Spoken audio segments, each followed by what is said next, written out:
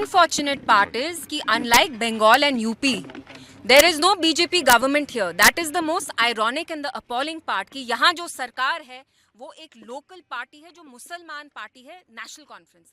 यहाँ बीजेपी नहीं है, विच मीन्स कि एक चीज बहुत साफ है, एनसी यहाँ बीजेपी का एजेंडा इम्प्लीमेंट कर रही है। क्योंकि कश्मीर ना तो उत्तर प्रदेश है कि वहाँ योगी जी अपने जेसीबी भेजते हैं, वेस्ट बंगाल जहाँ सुवेंदु अब वो हैं, सुवेंदु जी जो चीफ मिनिस्टर हैं, जो मुस्लिम्स को परसिक्यूट करते हैं। यहाँ पे जो गवर्नमेंट है it is led by a party which is predominantly a Muslim party, and somehow they are working against the very people जिनको प्रोटेक्ट करने के लिए इतना यहाँ भारी एक मैंडेट उनको मिला। सो इट्स अनफॉर्चुनेट कि जो योगी मॉडल है यूपी का वो अब जम्मू कश्मीर में भी इम्प्लीमेंट हो रहा है। इनकी कहीं जुगलबंदी है। जब पीडीपी ने लैंड बिल लाया तो उमर साहब ने कहा ये लोग लैंड ग्रैबर हैं, तो बीजेपी ने कहा ये लैंड जिहाद करते हैं। तो कहीं ना कहीं ये एक साथ चल के यहाँ के लोगों को अजाब कर रहे हैं। So how do you see the West Bengal Vande Mataram implemented in everywhere? Excuse me, this will be so insensitive on your part. How can you ask me this question? Do you not see I'm in the middle of someone's ruins? इनके घर को उजाड़ दिया है, rubble है, राउज है, dust है। आप पूछ रहे हैं what do I think about West Bengal Vande Mataram? इनको यहाँ पानी तक नहीं है, टॉयलेट नहीं कर पा रहे हैं। एक मौका होता है बात करने का, जावेद राणा है ना? के स्टेटमेंट को आप किस तरह से देखते हैं? उन्होंने कहा जब तक यूनियन टेरिटरी है तब तक हमें ये सब चीजें फेस करती रहनी पड़ेगी। ड्यूल पावर सिस्टम के भेड़ चढ़ क्या रहे हैं एक मिनट, फॉरेस्ट डिपार्टमेंट किसके अंडर आता है? उन्हीं के अंडर है। एलजी साहब के अंडर तो नहीं आता ना। आप लोग मानते हैं जावेद राणा साहब के अंडर आता है? तो उनका ही डीएफओ यहाँ आया है, उनका ही डीएफओ यहाँ आया है। कोई ऑर्डर लेके नहीं, पुलिस के साथ आया, जेसीबीज के साथ लेके आया। अगर जावेद राणा साहब के हाथ में कुछ नहीं है then why is he sitting on that chair? और यहाँ के लोग उनसे क्या मांग सकते हैं?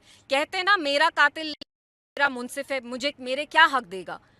तो जो इन पे बीती है वो यहाँ की सरकार ने ही की है। सुबह वो ऑर्डर पास करते हैं, शाम को कहते हैं हमने नहीं पास किया। झूठ बोल रहे हैं। बीजेपी का एमएलए यहाँ पे डिक्टेट कर रहा है उमर साहब की सरकार को कि यहाँ किसके घर डिमोलिश होंगे। That is the biggest worrying sign कि जो सरकार यहाँ इतने बड़े मैंडेट पे आई लोगों को ये बोल के कि हम आपके हुकूक के लिए लड़ेंगे, वही सरकार आज दिन दहाड़े इनके घर तोड़ रही है। एंड यहाँ के लोग यहाँ 50-60 साल से रह रहे हैं, और 50-60 साल में जो रहे हैं, लोन्स लिए हैं, हाउसिंग लोन्स लिए हैं 40-40 लाख तक, उनके घर आपने बिगाड़ दिए हैं, उजाड़ दिए हैं बिल्कुल। उमर अब्दुल्ला साहब ने कहा था कि जब भी जम्मू कश्मीर में डिमोलिशन होगी तो सबसे पहले बड़े बड़े जो लैंड ग्रैबर्स हैं उनसे शुरुआत की जाएगी। Where is he targeted land grabbers? Has he targeted any hoteliers? Has he targeted any rich people? Has he targeted any millionaires? It is only the poor people, the marginalized people who are feeling, you know, the crush of the JCB machine when it runs over their homes and reduces their homes to rubble and dust and ashes. एक inquiry committee भी बिठाई गई। आपको लगता है कि ये क्या ड्रामा है इंक्वायरी का? आपके ही डिपार्टमेंट ने ऑर्डर पास किया, शाम में आप इंक्वायरी कर रहे हैं। It's ridiculous. अगर वोट मिलता है तो इससे इनको मिलता है गुज्जर बकरवाल समुदाय का, और आज इनका ये हाल है जी। भी उन्हीं के जीते हैं। तो देखिए ये चीज जो यहाँ की कम्युनिटी है, गुज्जर बकरवाल ज्यादातर रहते हैं, उनको अब समझनी है कि जिन लोगों को आप उन पे भरोसा रखते हैं वो आपके इंटरेस्ट सिक्योर नहीं करते हैं। इनफैक्ट जो अब बच्चा कुच्चा आपके हाथ में वो भी आपसे दोनों हाथों से छीन रहे हैं। नौकरियां नहीं देते, सहूलियत नहीं देते। अब एक घर था, घर भी उजाड़ दिया। मैम क्या बीजेपी का एक एमएलए यहाँ की चुनी हुई सरकार से ज्यादा पावरफुल हो सकता है? देखिए आज की डेट में जम्मू कश्मीर में BJP MLA is deciding, he is dictating to the NC government which houses they have to demolish. This demolition drive is patently illegal. According to a supreme order, you have to give the time period of at least 2 weeks to any family. जहाँ भी आप घर demolish करते हैं, ये supreme court की guidelines है that you need to give a minimum notice period of 15 days. यहाँ इनको कोई नोटिस नहीं दिया। नमाज पढ़ रहे थे, कुरान पढ़ रहे थे, घर से निकाल के जेसीबी चला दिया। यहाँ पे इतनी गर्मी है, 40 डिग्री टेम्परेचर में। मैं यहाँ 15 मिनट से हूँ, मेरा तक गला खुश्क हो गया है।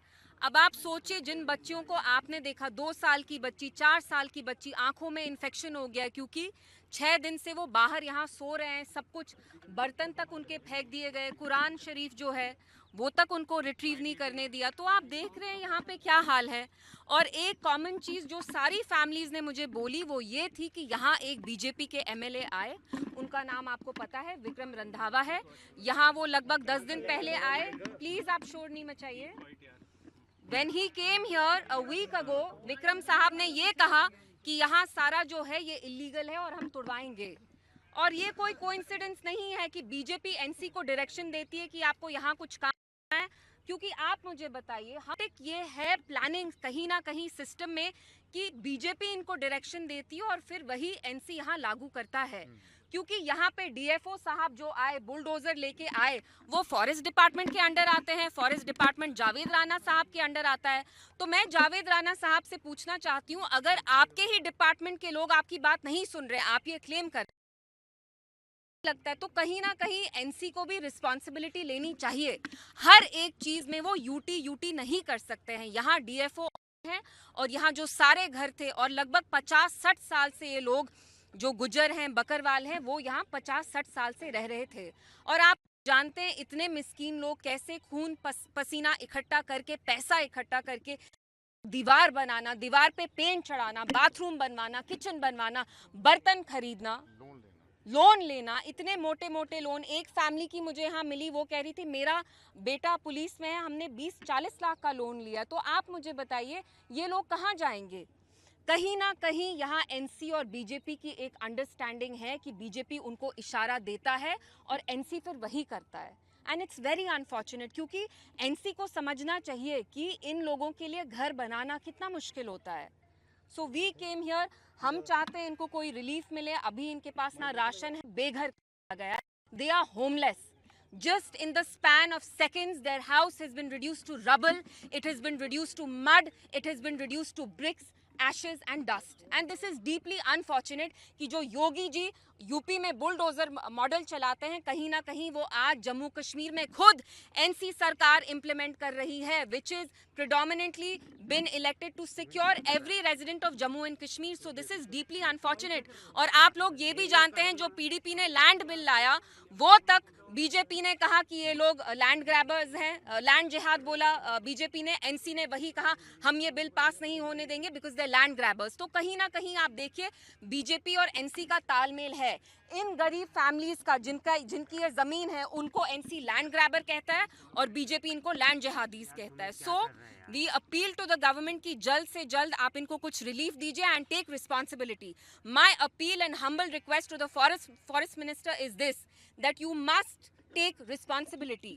और अगर आप कह रहे हैं कि आपकी इंफॉर्मेशन के बगैर हुआ, तो आप उस कुर्सी पे फिर बैठे ही क्यों हैं? What moral responsibility do you have to sit on that chair anymore?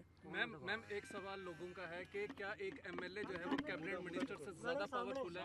उसके एहतजाज करने के बाद और काफिर जैसे शब्दों का इस्तेमाल करने के बाद जो है यहाँ पे बुलडोज कर दिया गया। देखिए, अलायंस तो आपको साफ तौर से दिख नहीं रही है कि विक्रम रंधावा यहाँ 10 दिन पहले आके कहते हैं कि यहाँ के लोग जो हैं, आपने वो जो अल्फाज यूज किए वो तो मैं बोलना भी नहीं चाहती हूँ, क्या क्या मुसलमानों को बोलते रहते हैं, जिहादी हैं, फलाना है। लेकिन अफसोस की बात यह है कि जम्मू कश्मीर की कौम ने, अवाम ने 2024 में एनसी को इसलिए चुना because they thought that this is a party that will protect our interest, that will protect our dignity, our security.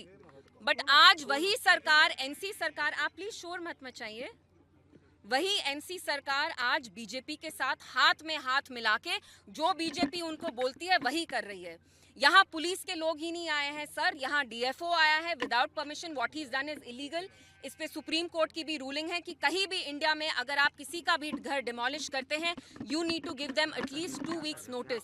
In this case, no notice was served to the families. Ma'am यहाँ पे कुछ ऐसी खबरें भी निकल के आई हैं कि कुरान शरीफ की जो है वो बेअदबी की गई है, नमाज पढ़ते हुए लोगों को जो है वो घसीट के बाहर निकाला गया है। वो आपको दिखाता है कि ये एक डिविसिव कम्युनल एजेंडा है। लेकिन अफसोस की बात ये है कि बीजेपी का कम्युनल डिविसिव एजेंडा यहाँ एक मुस्लिम पार्टी चला रही है, नेशनल कॉन्फ्रेंस चला रही है, जिनकी पहली ड्यूटी यही थी कि वो अपने लोगों की हिफाजत करें।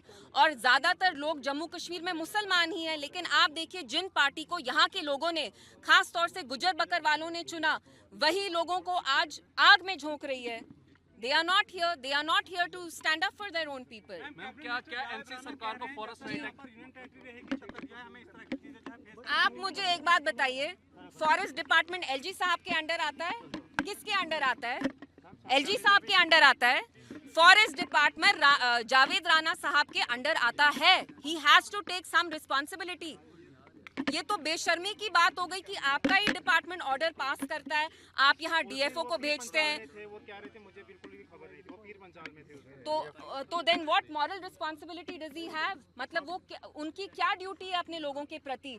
अगर उनकी कुर्सी इतनी पावरलेस है तो वो कुर्सी छोड़े, then he should abdicate, he should completely abdicate. एक इंक्वायरी इनिशिएट की गई है, आप उस इंक्वायरी को किस तरह से देखते हैं? देखिए, मेरा कातिल ही मेरा मुंसिफ है, क्या हक मुझे देगा?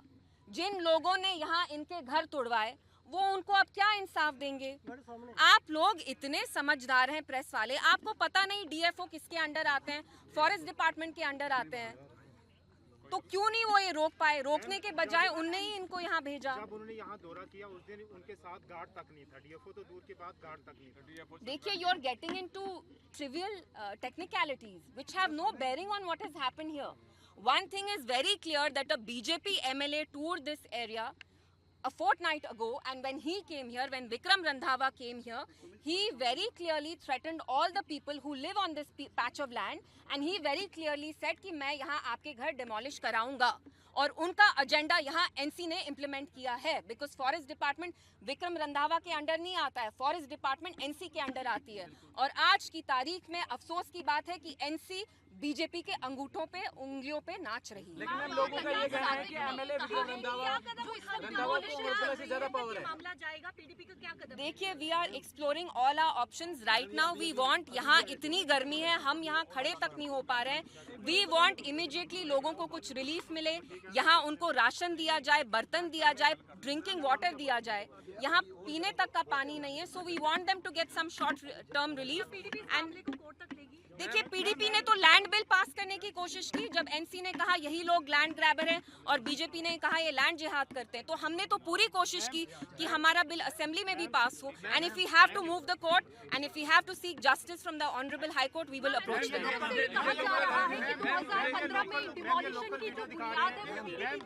देखिए, जब महबूबा जी चीफ मिनिस्टर थी, आप भी उनकी फाइल्स देख लीजिएगा, उनने एक बहुत क्लियर ऑर्डर इशू किया that no one will touch anyone's house in Jammu and Kashmir to demolish it unless they have permission from the tribal affairs department. So this is just to obfuscate facts. NC कोई responsibility लेना नहीं चाहती तो PDP करती रहती है। आज की डेट में उन्हें वीडियो लोकल दिखा रहे हैं कि अभी आधा घंटा पहले आए थे और कह रहे हैं कि हम और मकान डिमोलिश करेंगे। तो आप मुझे बताइए, फॉरेस्ट डिपार्टमेंट पुलिस के अंडर नहीं आता। कहीं ना कहीं एनसी आके यहाँ ड्रामा कर रही है। जो ऑर्डर्स खुद पास करें, सुबह पास करते हैं, शाम में इनके यहाँ आंसू पहुँचने आते हैं। I don't wish to politicise the matter. I want to ask our honourable chief minister, sir, where do you expect that these families will go? इतनी गर्मी में आपने इनके घर तोड़े हैं। ईद अभी ईद आ रही है, ईद के वक्त पे आपने इनके साथ क्या किया है? So please take some responsibility. If it is such a powerless government, then please resign. Thank you. आपके राज्य की खबरें, आपके शहर की खबरें सबसे पहले जानने के लिए देखते रहें अमर उजाला। चैनल को सब्सक्राइब जरूर कर लें और पाएं हर अपडेट।